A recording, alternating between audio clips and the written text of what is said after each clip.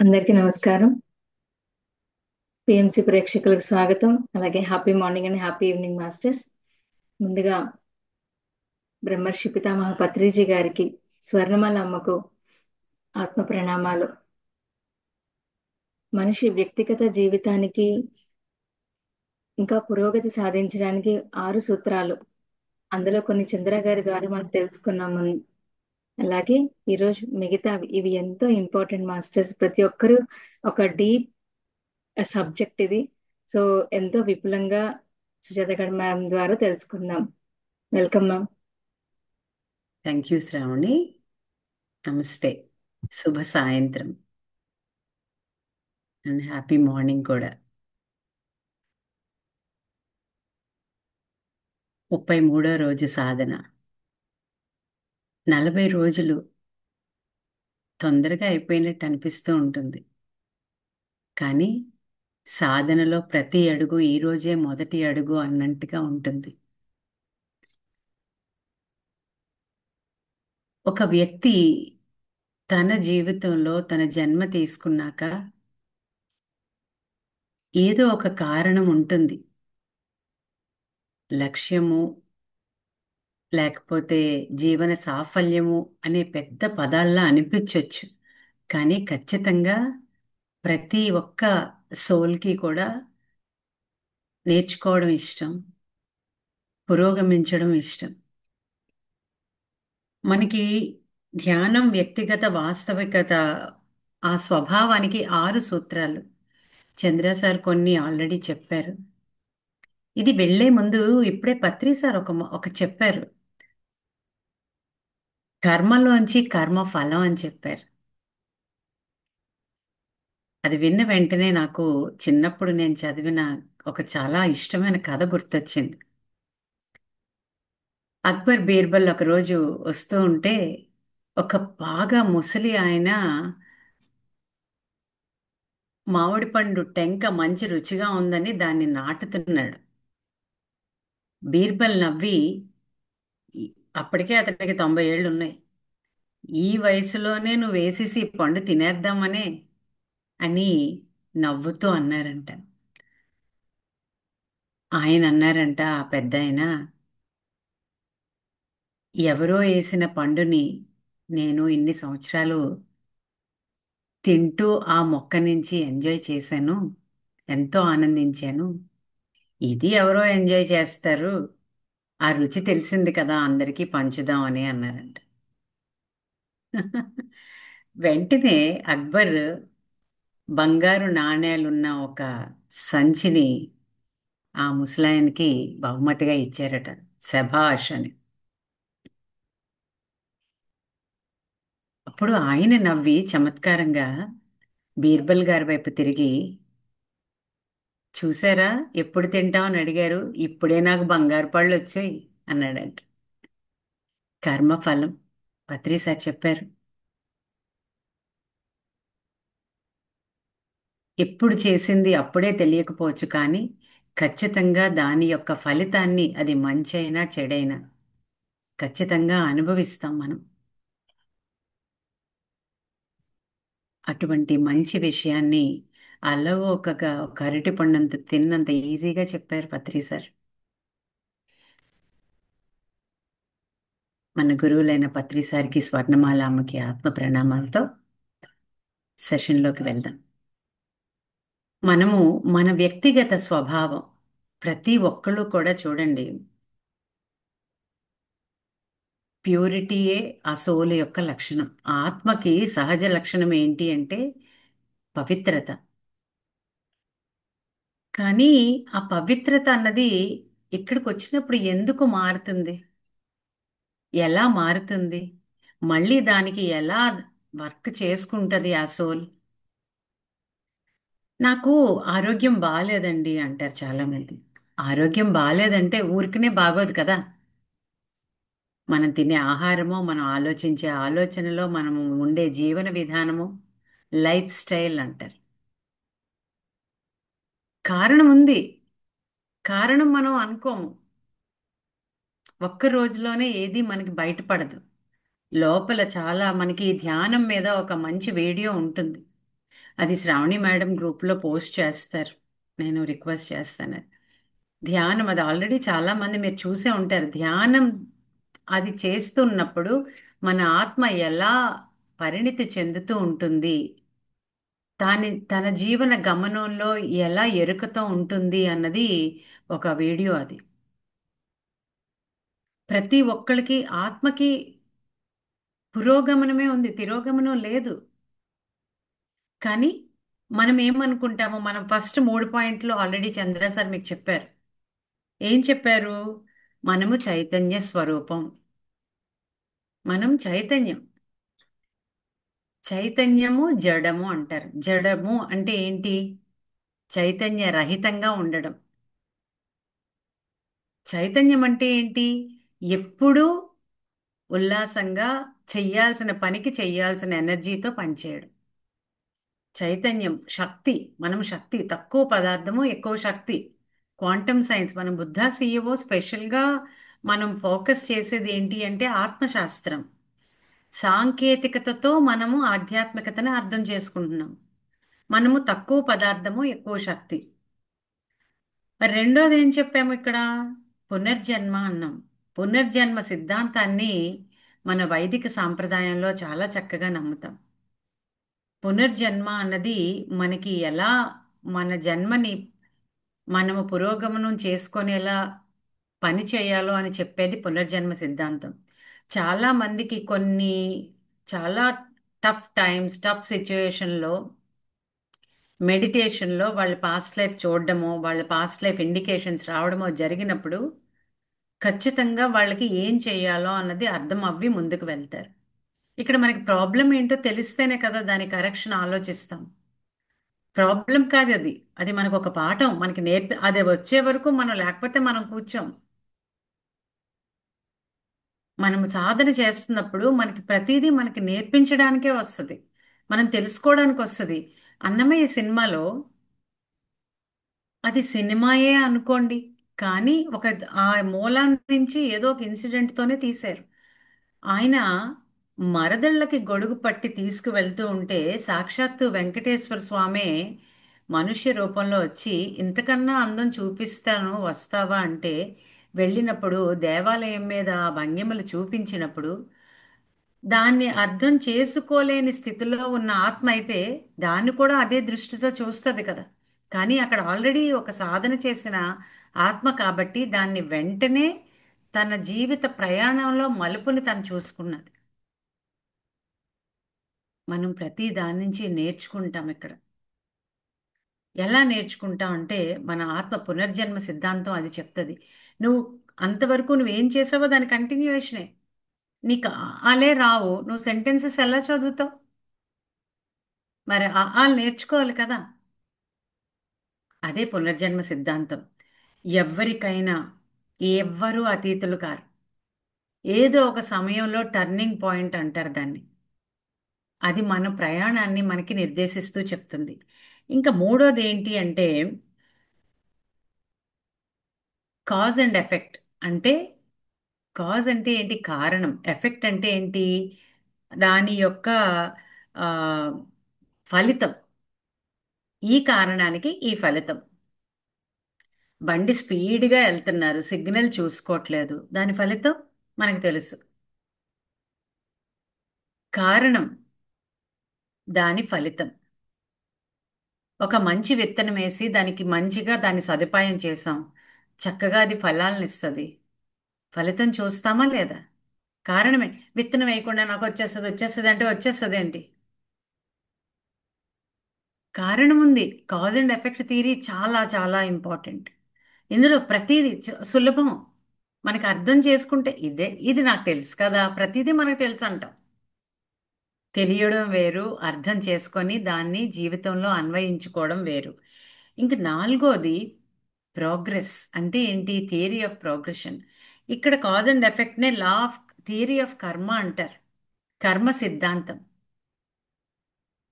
కర్మ సిద్ధాంతం అన్నది ఎవ్వరూ కర్మకి అతీతులు కారు. మన వైదిక సాంప్రదాయం చూడండి, పాశ్చాత్య సాంకేతిక సాంప్రదాయం చూడండి.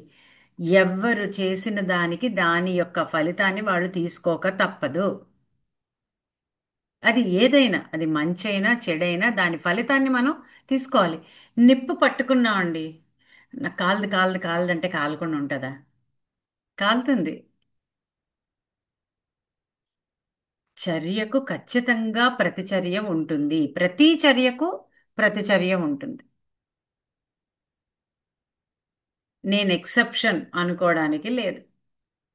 అందుకే మీరు గమనిస్తే అవతారం అని చెప్తారు కదా, రాముడు కృష్ణుడు మనిషి రూపంలో వచ్చి వాళ్ళు అన్నీ కూడా వాళ్ళ యొక్క దివ్యతత్వాన్ని, ఈ spiritual scientific theory best example వాళ్ళ లైఫే.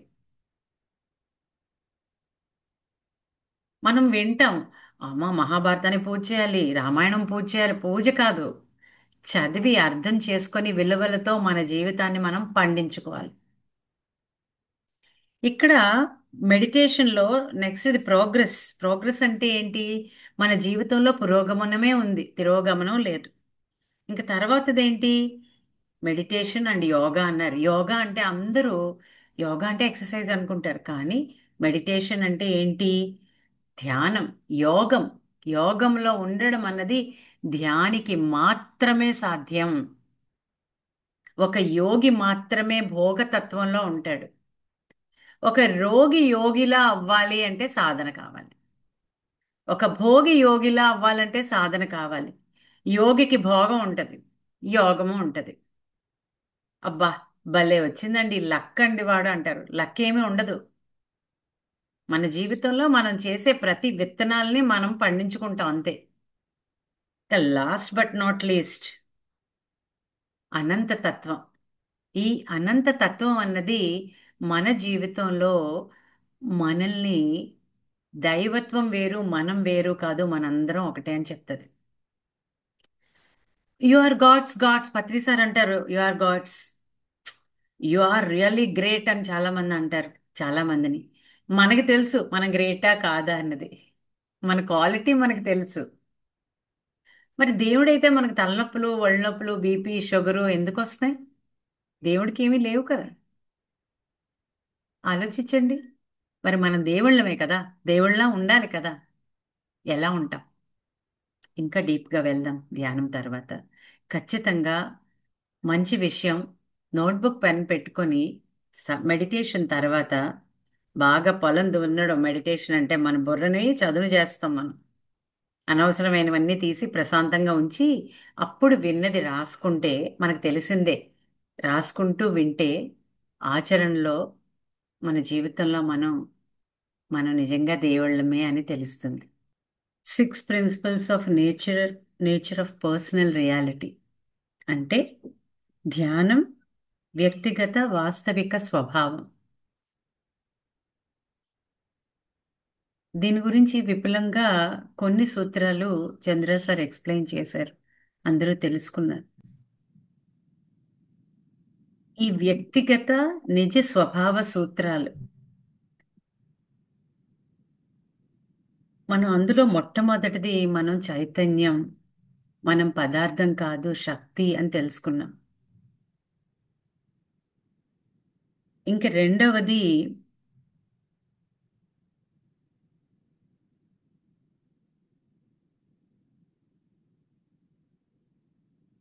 పునర్జన్మ గురించి తెలుసుకున్నాం. మూడవది కాజ్ అండ్ ఎఫెక్ట్ అంటే కారణం ఫలితం, కార్యకారణ సంబంధం అంటాం మనం. నాలుగవది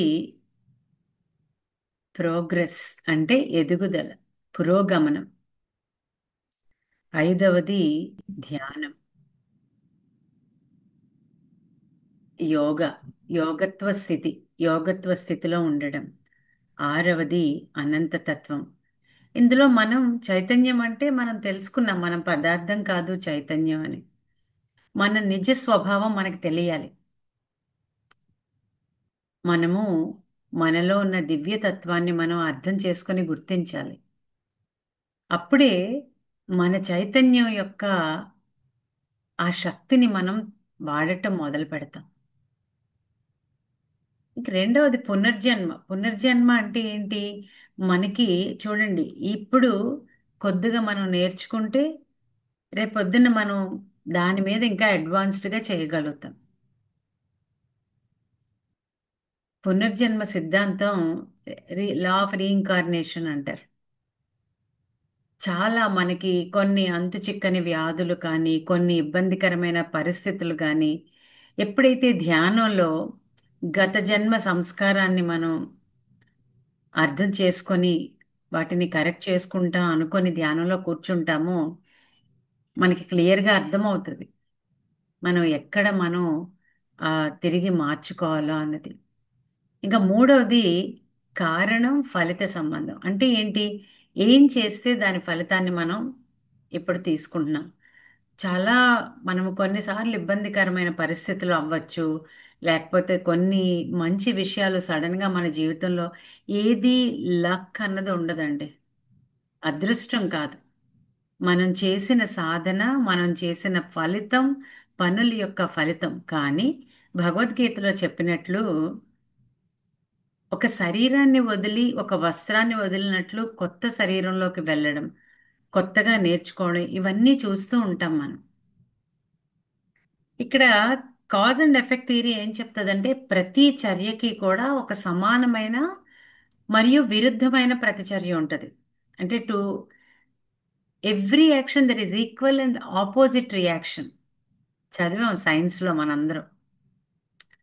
ఇక్కడ మనం అర్థం చేసుకోవాల్సింది ఏంటి అంటే ఏదైనా మన జీవితంలో ఎన్నో పాత్రలు మనం ఇష్ట ప్రకారమే పోషిస్తున్నాం, అనుభవిస్తున్నాం అని.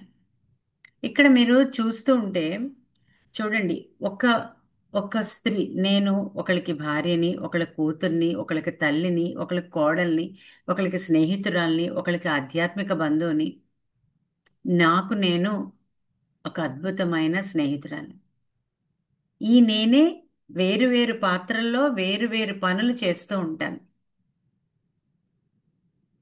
మరి మనము మన ఈ జన్మలో మనం చేసే ప్రతి పని మన కృత జన్మ యొక్క సాధన. ఇప్పుడు మనం చేస్తున్నది వర్తమానంలో ఉన్నది కూడా మనకి అది కనబడుతూ ఉంటుంది. కానీ ఇక్కడ మనం అనుకుంటాం అదృష్టవశాత్తు మనకి లక్ అండి మాకు అని. కానీ అదృష్టం కాదు, అది మన సృష్టి. దీనికి మీకు బ్యాంకులో డబ్బులు ఉన్నాయి, ఏటీఎం కార్డు ఉంది మీ దగ్గర, బ్యాంకులో డబ్బులు ఉన్నాయి. దాన్ని మీరు డబ్బులు ఉన్నప్పుడే మీరు డ్రా చేయగలుగుతారు, ఆ డబ్బులు తీసుకోగలుగుతారు. డబ్బులు వాడుతున్నాం, ఈ డబ్బులు వాడుతున్నప్పుడు తిరిగి మళ్ళీ డబ్బులు వేయాలి. సింపుల్ లాజిక్ కదా ఇది. ఇక్కడ ప్రతిదీ అదృష్టం కాదు, మన సృష్టి. మంచి ఆలోచనలు, మంచి వాస్తవంలో పనిచేయడం, గత జన్మలో మనం చేసిన సాధన చాలా వరకు మనకి పాస్ట్ లైఫ్ ఇండికేషను. ఇప్పుడు ఏం చెయ్యాలో అన్నది మనకు వస్తూ ఉంటుంది ధ్యానంలో. తెలుసుకోలేనప్పుడు కొంతమంది దానికి past life regression, doctor Newton Lakshmi madam చాలా ఫేమస్ దానికి. మనం సాధనలో కూడా పతంజలి అష్టాంగ మార్గంలో చెప్తారు, మనం సాధనలో కొన్నిసార్లు మన గత జన్మల్ని మనం చూసుకుంటూ ఉంటాం. ఇక్కడ అది అదృష్టం కాదు, మన సృష్టి. నీకు ఆ డిజర్వబిలిటీ, ఆ ఆ స్థితిలో నువ్వు తీసుకోగలిగే స్థితి ఉంటేనే నీకు అది వస్తుంది. పాత్రత నెరిగి దానము అంటారు కదా, ఇక్కడ పాత్రత నెరిగి మన సృష్టి. మనం ఏం చెయ్యాలో అది మన సృష్టి, అదృష్టం కాదు. అంతకుముందు ఏమనుకుంటాం, అబ్బా ప్రతిదీ నా జీవితంలో గ్రహం బాగాలేదు, లేకపోతే నా జాతకం బాగాలేదు, మన సమస్యలు, ఎప్పుడూ సమస్యలు సమస్యలు. కానీ ఇక్కడ సమస్యలు కాదు, నేర్చుకోవడానికి వచ్చింది.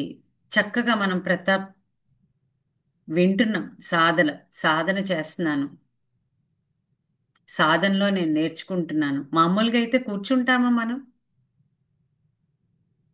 నేను ఎప్పుడూ సాధనలో నేను అది అనుకుంటాను, మనం చెయ్యకపోతే ప్రకృతి మనతో కొన్నిసార్లు మనకు అవసరమైన పనులు మనకు చేయిస్తూ ఉంటుంది.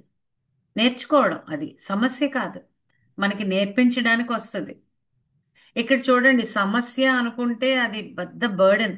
అబ్బా కొంతమంది జీవితంలో ఉన్న బరువంతా మోసినట్టు ఇలాగ ఉంటారు. పాపం వాళ్ళకి దాని నుంచి బయట రావాలని ఉంటది. ధ్యానం ఎప్పుడైతే చేస్తామో ఈ పాపం బయటికి రావడం అన్న మాట పోతుందండి. ఎప్పుడు ఏదైనా ఉల్లాసంగా, ఉత్సాహంగా నేర్చుకుంటూ ఉన్నాను. ఇది కూడా వెళ్ళిపోతుంది. ఇంకా మంచిది నేను తీసుకోగలుగుతాను అనుకుంటాం. ఇక్కడ కారణం, ప్రతి పనికి ఆ కారణం ఉంటుంది. దాని ఫలితాన్ని మనం ఖచ్చితంగా అర్థం చేసుకుంటే ఈ కారణం వల్ల ఈ ఫలితం. కానీ ఇక్కడ మళ్ళీ మనం భగవద్గీతలోది ఒక్కసారి గుర్తు తెచ్చుకోవాలి. నిష్కామ కర్మ. కర్మ సిద్ధాంతంలో నీకు చేసిన కర్మలే నీ జీవితంలో నీకు అర్థంలా కనబడుతూ ఉంటాయి.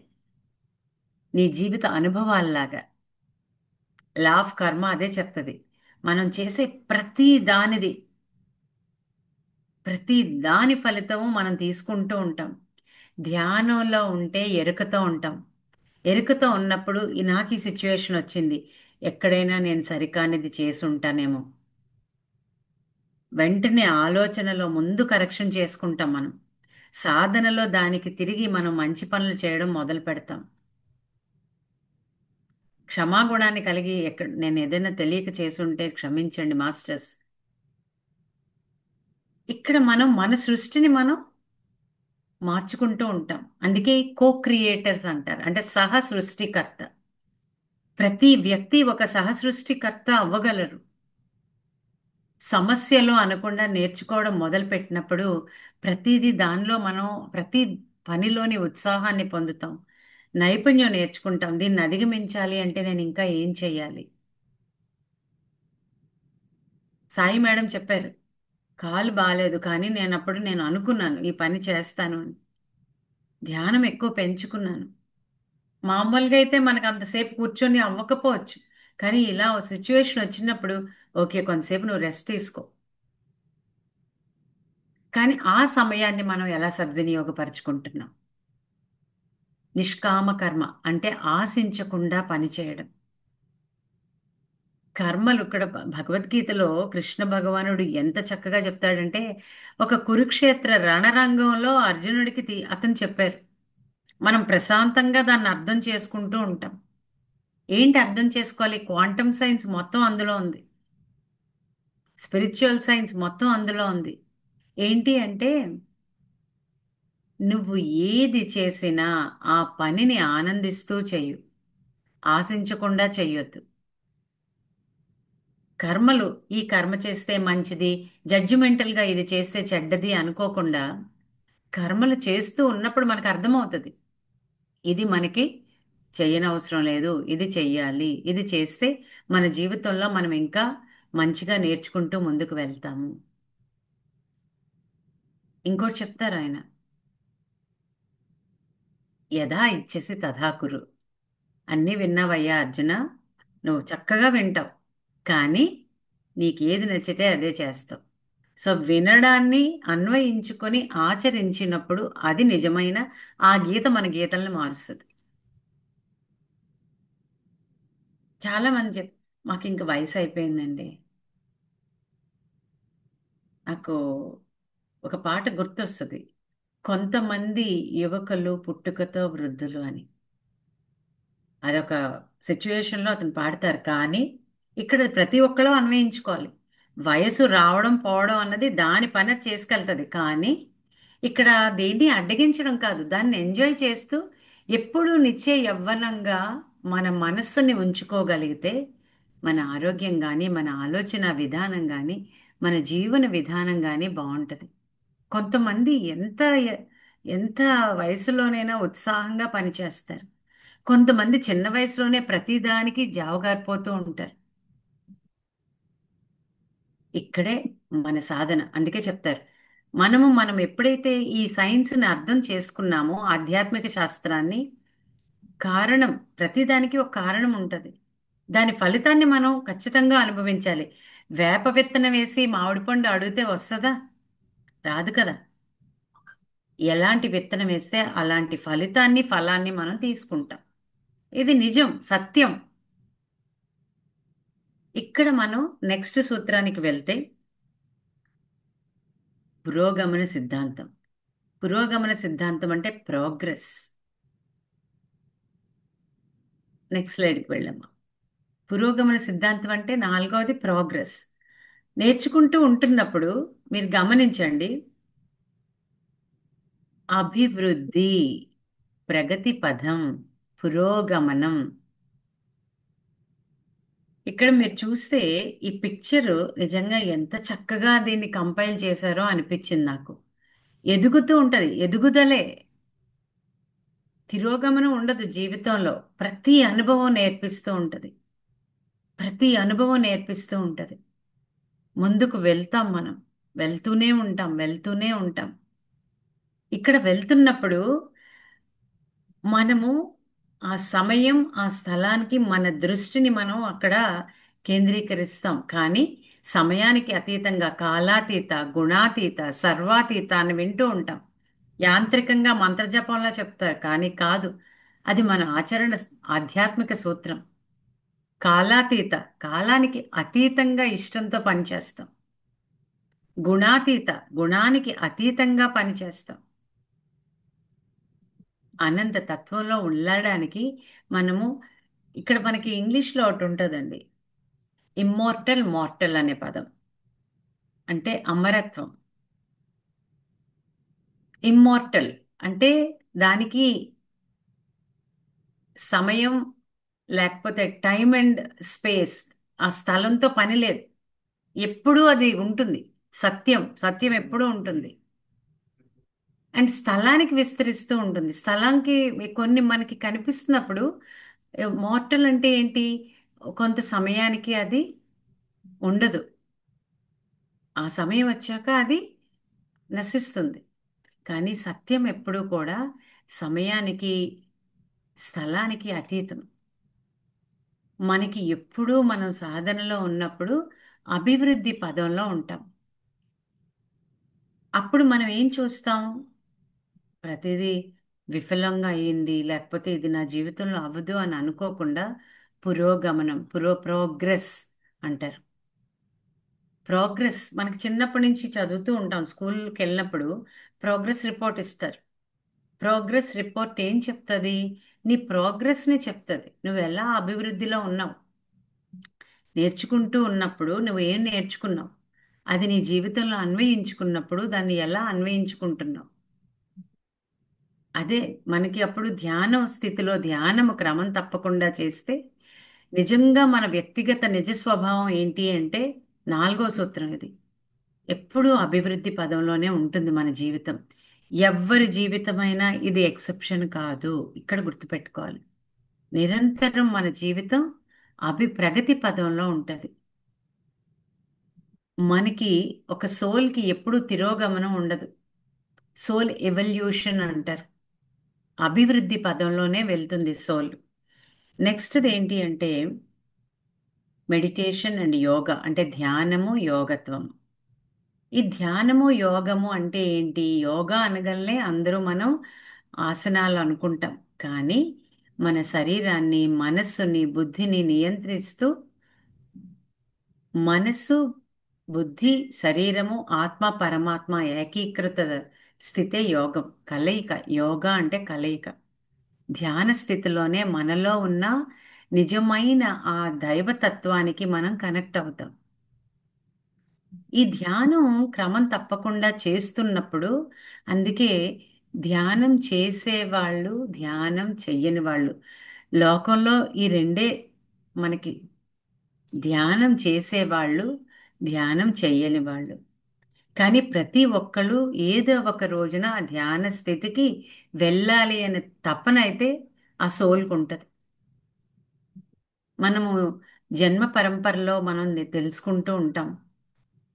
ఒక బాల్యము, యవ్వనము, వృద్ధాప్యము, వానప్రస్థం. ఒక సోల్ ఎవల్యూషన్ ఇది. ఒక విత్తనము, మొక్క, చిన్ని మొక్క, మొలక, తర్వాత మొక్క, తర్వాత ఆ మొక్క పెరిగి మహావృక్షం అవుతుంది. వృక్షం మహావృక్షం అవుతుంది.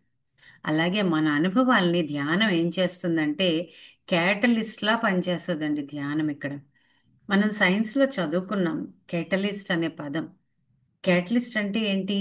Which altars the rate of reaction అంటారు. మన చర్యను, మన జీవితపు స్వభావాన్ని మారుస్తుంది. అందుకే ధ్యానం అంటే యోగ స్థితి. యోగ స్థితి అంటే మన జీవితంలో మంచి మార్పుల్ని మనమే సృష్టించుకోగలుగుతాం. ఈ క్వాంటమ్ సైన్స్ ఏం చెప్తుందంటే రెగ్యులర్ మెడిటేషన్ మనకి ఫీల్ గుడ్ హార్మోన్స్ రిలీజ్ చేస్తూ మన నర్వస్ సిస్టమ్, మన నాడీ మండల వ్యవస్థను ధ్యానం చక్కగా త్వరితగతిన మంచి మంచి విషయాల పట్ల పనిచేసేలా ప్రేరేపిస్తూ మంచి విషయాల్ని మన జీవితంలో మనకి అందిస్తూ ఉంటుంది. ధ్యానం చేసినప్పుడు బా ఒక చిన్న పని, సాధారణమైన విషయం అసాధారణంగా అద్భుతంగా చూడగలుగుతాం మనం. అక్కడ ఉన్నది ఒకటే, ఒక రాయి అని అనుకుంటారు అందరూ. అది రత్నం అని అర్థం అవుతుంది యోగ స్థితిలో, ధ్యాన స్థితిలో ఉన్నప్పుడు. అందుకే రెగ్యులర్ ప్రాక్టీస్ ఆఫ్ మెడిటేషను మనలో నిజమైన మార్పుని మనకి చూపిస్తుంది. మనకు అర్థమవుతూ ఉంటుంది, ఎరుకతో ఉంటాం. ప్రతిదీ అద్భుతంగా మనం కృతజ్ఞతా భావంతో చూడడం వల్ల దాని విలువ మనకి తెలుస్తుంది. ఇక్కడ విలువ ఎలా తెలుస్తుందంటే, ఒక ఒక వ్యక్తి దేవుణ్ణి అడిగాడంట. అందరినీ ఒకలాగే సృష్టించారు కదా, ఎందుకు కొంతమందికి మంచి జీవితం, కొంతమందికి చాలా దుర్భరమైన జీవితం ఉంది అంటే, ఒక రాయి ఇచ్చి ఈ రాయిని నువ్వు ముందు ఒక కాయగూరల వ్యాపారికి పట్టుకెళ్ళి దాని విలువ కనుక్కో, అమ్మొద్దు అని చెప్తాడు. ఇతను పట్టుకొని వెళ్ళి దీనికి ఏమి ఇస్తావంటే ఒక కేజీ వంకాయలు ఇస్తానంటారు. వెనక్కి వెళ్ళి చెప్తారు. తర్వాత ఒక వస్తువులు అమ్మే వ్యక్తి దగ్గరికి వెళ్తే దీనికి ఒక 2 కేజీల పప్పు దినుసులు ఇస్తాను అంటారు. తర్వాత ఒక మెటీరియల్స్ చేసే దగ్గరికి వెళ్తే దీనికి ఒక 3 కేజీల సిమెంట్ బస్తా ఇస్తాను అని. తర్వాత రత్నాలు అమ్మే వ్యక్తి దగ్గర పట్టుకెళ్తే ఇది చాలా విలువైనది, దీని విలువ ఇలాంటిది ఇప్పుడు నేను కాలంలో చూడలేదు అని చెప్తారు. అంటే ఒకే రాయి చూసే దృష్టి, విలువను అర్థం చేసుకునే దృష్టి బట్టి దాని సృష్టి మారింది. ఇంతే. సాధారణంగా అనిపించింది అసాధారణంగా అద్భుతంగా మారాలి అంటే మనం ధ్యానం చెయ్యాలి. క్రమం తప్పకుండా ధ్యానం. నాకు అన్నీ తెలుసు అనుకున్నప్పుడు మనం నేర్చుకోలేము. సాధన, మనం నిరంతరం సాధన చేసేలాగా ప్రేరేపిస్తూ మనల్ని మంచి విషయాలకి దగ్గర చేస్తుంది. మంచి వ్యక్తులతో సజ్జన సాంగత్యంలో ఉండేలా చేస్తుంది. మంచి పుస్తకాల్ని చదివి అర్థం చేసుకొని ఆచరించేలా చేస్తుంది. అందుకే యోగం మన యోగాన్ని మారుస్తుంది. ధ్యానం మన స్థితిని, గతిని, మతిని మారుస్తుంది. అందుకే అప్పుడు మన జీవితం అద్భుతంగా అనిపిస్తూ ఉంటుంది. లాస్ట్ బట్ నాట్ లీస్ట్, అనంతతత్వం. ఈ వ్యక్తిగత నిజ స్వభావం. నేను ఒక మనిషిని, ఒక మామూలు మనిషిని అని అనుకుంటే నాకు అనారోగ్యం రావచ్చే ఛాన్స్ ఉంది. నాకు వయస్సు అయిపోయిందనే ఛాన్స్ ఉంది. నేను ఏ పని ఈ వయసు తర్వాత చెయ్యలేననే ఛాన్స్ ఉంది. నేను ఇది తాగితే, ఇది తింటే నాకు ఈ అనారోగ్యం వస్తుంది అని భావించే ఛాన్స్ ఉంది. నేను అనంత తత్వంతో ఉన్న దైవాన్ని, దేన్నైనా నాలో నేను దర్శించుకోగలిగిన ఆ శక్తి నాలోనే ఉంది. అనంతుడు, జగన్నాథుడు వింటాం మనం, అంటూ ఉంటాం. అది మనలో దర్శించగలిగే సాధన మనం చేసినప్పుడు అనంత తత్వం అన్నది ప్రతి చోట ఉంది. నాలో ఉన్న దైవం ప్రతి చోట ఉంది. ఇక్కడ ఏమవుతుందంటే, నాలో ఉన్న దైవతత్వం ప్రతి చోట నేను దర్శించడం మొదలు పెడితే లా ఆఫ్ ఇన్ఫినిటీ అంటారు. దట్ ఇన్ఫైనట్ ఎనర్జీ, అనంత తత్వ ఎనర్జీని మనం దర్శించాలి అంటే ముందు మనలో ఉన్న అజ్ఞానాన్ని, అంధకారాన్ని, అలసత్వాన్ని తీసేయాలి. అజ్ఞానం, అంధకారం, అలసత్వం ఇవన్నీ కూడా చూడండి మనలో ఉంటాయి. వీటిని కడగాలి అంటే ధ్యాన అమృతంతో కడగాలి. ధ్యానం రెగ్యులర్గా సాధన చేస్తున్నప్పుడు ఒక పరిమితమైన దృష్టి నుంచి అపరిమితమైన దృష్టిలోకి వెళ్తాం. నేను మా ఇంట్లో ఇక్కడ కూర్చొని కిటికీలోంచి బయటికి చూస్తూ ఆకాశం చాలా చిన్నది అని అనుకున్నాను అనుకోండి. పరిమితమైన భావన. నాకు ఎందుకంటే నేను చూడగలిగేది అంతే. అది అనంతం. కానీ దాన్ని నేను చూడలేను స్థితిలో ఉన్నాను నేను. నేను పైకి వెళ్ళి నిల్చొని కిటికీ నుంచి కాకుండా పైన నిల్చున్నప్పుడు నాకేం అర్థమవుతుంది? నా చూపు చూడగలిగేదే నేను చూస్తున్నాను. కానీ చూపుకి మించిన అనంత తత్వం ఆకాశ స్థితి ఉంది. అందుకే పంచభూతాల్లో అగ్ని, వాయువు, జలము, నిప్పు అంటే ఇక్కడ ఆకాశము, భూమి, ఈ పంచభూత తత్వంలో ప్రతి దానిలోని ఒక అద్భుతమైన అపరిమితమైన శక్తి ఉంది. అదే క్వాంటమ్ సైన్స్.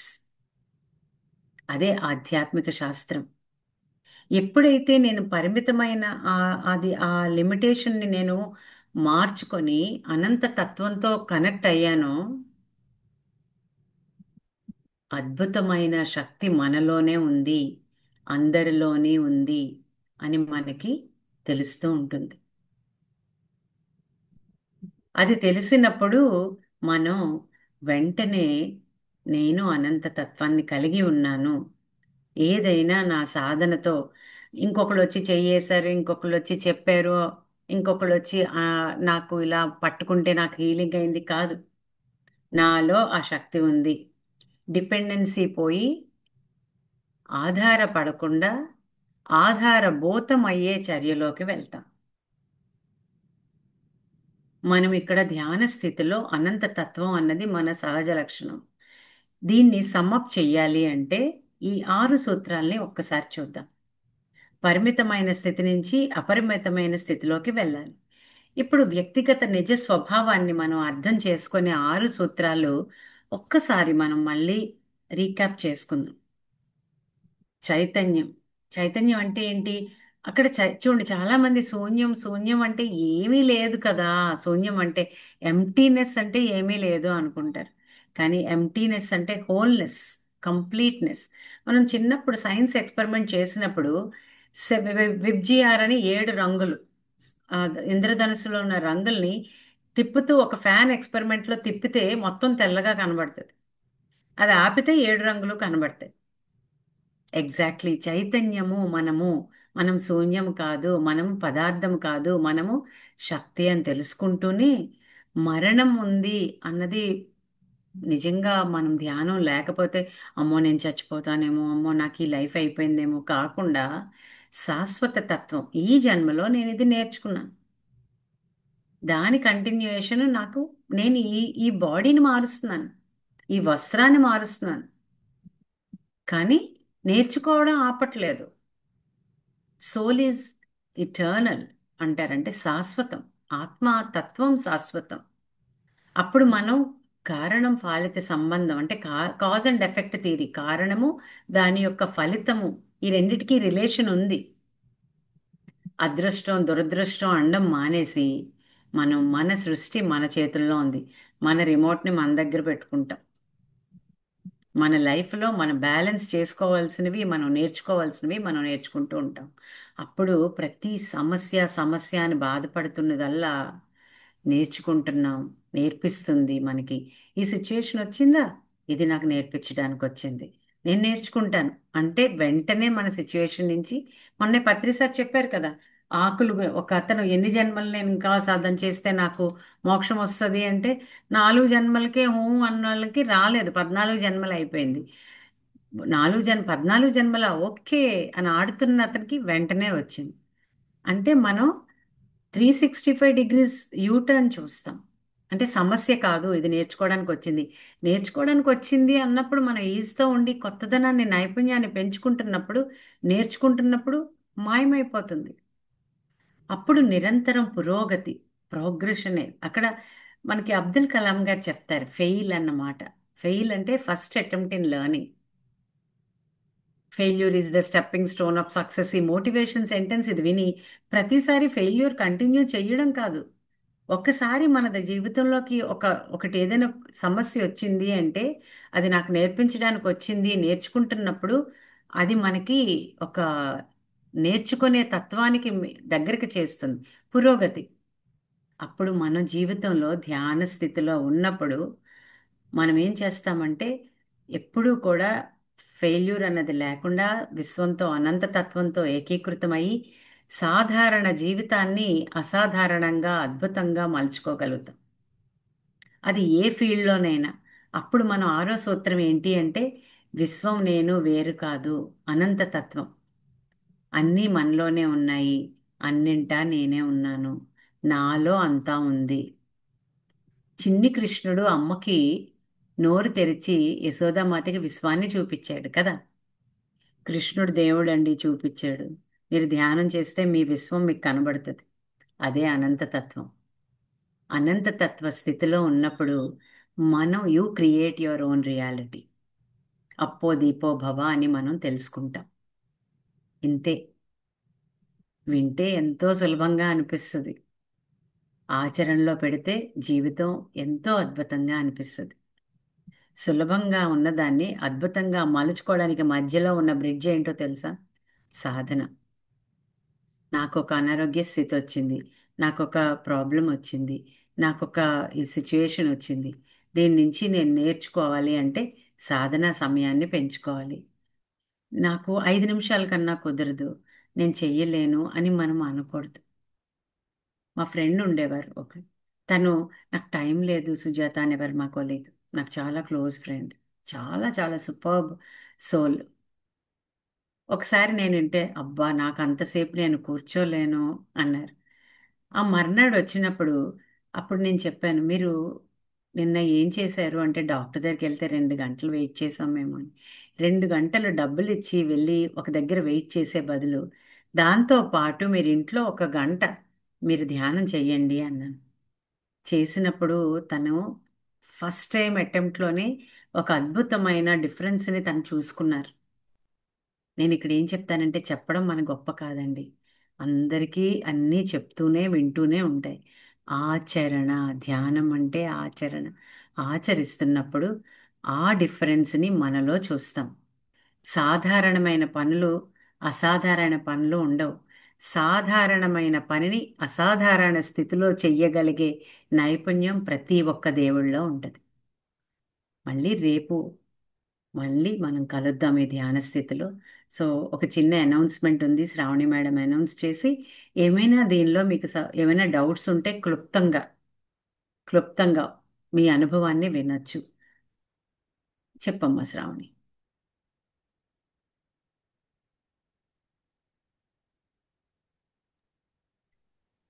మాస్టర్స్ రేపు బుద్ధా సేవలో మనకి సాటర్డే మాస్టర్ క్లాస్ అని ఎవ్రీ సాటర్డే జరుగుతుంది. అది కూడా టాపిక్ వచ్చి ది ఆర్ట్ ఆఫ్ పేరెంటింగ్. అది కూడా సుజాత మేడం తీసుకుంటున్నారు. రేపు సాయంత్రం 5:30 నుంచి 6:45 వరకు ఇండియన్ టైమింగ్స్. అలాగే 7 to 8:15 యుఎస్ టైమింగ్స్.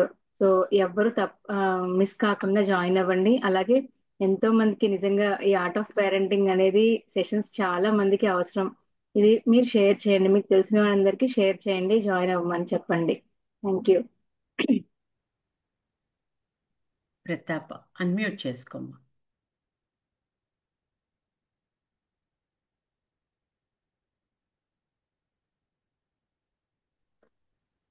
చెప్పమ్మా ప్రతాప్. ఆ, మేడం వినపడుతుంది. వినబడుతుంది. Madam today session super ma'am, చాలా అద్భుతంగా చెప్పారు 6 సూత్రాలు. ఆ, నేను ఈ రోజు మధ్యాహ్నం వరకు ఒక నార్మల్ సివిలియన్ లాగానే ఆలోచించాను మేడం. అంటే నా గతంలో ఏం జరిగింది లేదా ప్రజెంట్ ఏంది ఫ్యూచర్, ఎప్పుడు ఫ్యూచర్ గురించో లేదా గతంలో నా పాస్ట్ గురించో ఆలోచించాను. కానీ ఈ రోజు మధ్యాహ్నం నుంచి నేను ప్రజెంట్ గురించి ఆలోచించడం మొదలు పెట్టాను. ఈ సెకండ్ ఏంటి, పాస్ట్ సరే అయిపోయింది లేదా గతం గురించి ఆలోచించి నేనేం చేయలేను. నా ఫ్యూచర్ ఏమవుతుంది అనేది నాకు ముందు తెలిస్తే నేను ప్రీ ప్లాన్ చేసుకోగలుగుతాను. కానీ తెలియదు. కానీ ప్రజెంట్ అంటే ఇప్పుడు వర్తమానం. నా చేతుల్లో ఉండేది live in the present. And మార్పు, నాలో మార్పు కూడా అవసరం. ఏంటంటే నేను చాలా వరకు జీకే సార్ చెప్పింది ఏంటంటే మీరందరూ మారినారని అనుకుంటారు తప్ప మీరు పూర్తిగా మారలేదు. అది అది నేను రియలైజ్ అయ్యాను మేడం. కానీ నాకు జరిగింది ఏంటంటే అందరికీ నేను ఒకటి చెప్పాలనుకుంటాను. నాకు ధ్యానం వల్ల మంచిగా జరిగింది. అది నేను ఈరోజు రియలైజ్ అయ్యాను. ఎందుకంటే నా రికవరీ నాకు ఎప్పుడు అవుతుందో తెలియని సిచ్యువేషన్లో ఒక సంఘట స్థితిలో ఉన్నప్పుడు ఈరోజు డాక్టర్ సూపర్, నువ్వు చాలా ఫాస్ట్ రికవర్ అవుతున్నావు, ఏం చేస్తున్నావు అని అడిగాడు. సార్ నేను ఇట్లా మెడిటేషన్ స్టార్ట్ చేశాను సార్, ఈరోజు 33 days అయింది. ఓకే అనేసి ఎక్స్రే తీసి చెక్ చేసి సూపర్ గా ఉందని చెప్పి ఈరోజు నాకు కొంచెం అది కొన్ని రాడ్స్ ఉండే మేడం, అవి రిమూవ్ చేసేసారు. ఆ, చేసి ఇంకొక 1 month నీకు టైం పడుతుంది, తర్వాత నువ్వు నడుస్తావు అని చెప్పాడు మేడం. అంటే నేను చాలా మంది చెప్పేది ఏంటంటే మనం నమ్మాలి ఫస్ట్. నేను పూర్తిగా నమ్మనని పక్కన పెడితే నేను నేను నమ్మకం అనేది పెట్టాను మేడం. నాకు మంచిగా అవుతుంది, నేను అదే అయ్యాను. నా మేనిఫెస్ట్ నేను చేసుకున్నాను. ఆ రోజు చంద్ర సార్ చెప్పిన మేనిఫెస్టేషన్ క్లాస్ విజన్ బోర్డు రాసుకున్నాను. నాకు ఇది, నేను మొత్తం నాకు ఏమేం కావాలని. అది ఈ రోజు నాకు జరిగింది. ఖచ్చితంగా మీ అందరికీ కూడా, అంటే ఈ ఈ సెషన్ లో అటెండ్ అయిన అందరికీ, నా ఆత్మ బంధువులందరికీ ఖచ్చితంగా మంచి జరుగుతుంది. కాకపోతే మనం అది మనస్ఫూర్తిగా నమ్మి చేయాలి. నమ్మి చేయలేనప్పుడు ఎంత చేసినా వేస్ట్ అని నేను చాలా రియలైజ్ అయ్యాను మేడం. ఈ రోజు మధ్యాహ్నం నుంచి ఇంకో కొత్తగా ఆలోచించడం మొదలు పెట్టాను. నేను కూడా ఒక నార్మల్ సివిలియన్ లాగానే ఆలోచించాను ఇన్ని రోజులు. నాకు ఎందుకు ఇలా అయింది అని. కానీ ఈ రోజు నేను కొత్తగా, అంటే లివింగ్ ద ప్రజెంట్ మూమెంట్. సరే పాస్ట్ ఏదో పాస్ట్ అయిపోయింది, అలా స్టార్ట్ చేశాను మేడం. అది కానీ ఈ రోజు మీరు చాలా అద్భుతంగా చెప్పారు madam. Thank you so much. Thank you Pratap. ఈ షేరింగ్ విన్నప్పుడు నాకు అనిపించింది మధ్యాహ్నం కూడా చక్కగా సాధన చేసినప్పుడు ఆటోమేటిక్గా మనం చేయాల్సింది చేస్తే పొందాల్సింది పొందుతాం. మనకి ఎక్స్పెక్టేషన్ ఉండదు. వచ్చిన ప్రతిదీ విలువగా చూసినప్పుడు విశ్వం ఇంకా బహుమతిస్తుంది. Very good. Thank you madam. Thank you so much. All the best అమ్మా.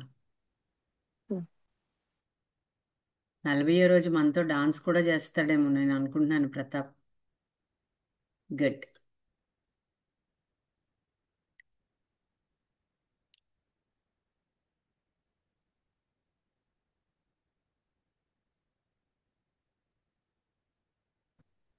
అనిల్ గారు చెప్పండి. Happy evening madam. నమస్తే అండి. యా, ప్రతిరోజు ఒక అద్భుతం అండి. మనకు ఈ 40 రోజులు ప్రతిరోజు ఒక అద్భుతం. ఏదో కొన్ని తెలిసినవైనా కానీ ఆ రోజు ఇంకా ఎక్కువ క్లారిటీ వచ్చి అది నాటుకుంటున్నాయి లోపల, వేర్లు పెరుగుతున్నాయి. మనం 40 రోజుల తర్వాత ఒక 1 year మళ్ళీ ఇట్లనే కంటిన్యూ చేసుకుంటే మన మన జీవితంలో కూడా మొలకలు వస్తాయి అంటారు కదా. అదే నువ్వు వస్తా నువ్వు వస్తానంటే అర్థం ఏదో సినిమాలో అంటారు. మన జీవితంలో కూడా మొలకలు వస్తాయి, అందరి జీవితం పండుతుంది మంచిగా, చాలా బాగుంటుంది. చాలా మంచి మంచి విషయాలు మాకు చెప్తున్నందుకు చాలా థ్యాంక్స్ అండి. థ్యాంక్ చాలా యూ. సంతోషం. థ్యాంక్ యూ అండి.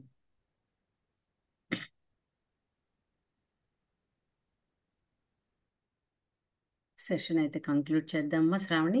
ఓకే.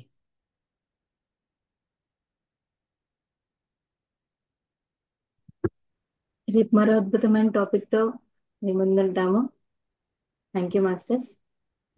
ఇలాగే ప్రతి ఒక్కరిని, ఇంకా తెలిసిన వాళ్ళు, ఇంకా వారం రోజులు ఉంది మనకి, ఇంకా ఎవరినైనా మీరు జాయిన్ చేయండి, రమ్మని చెప్పండి, రుచి చూడమని చెప్పండి. Thank you.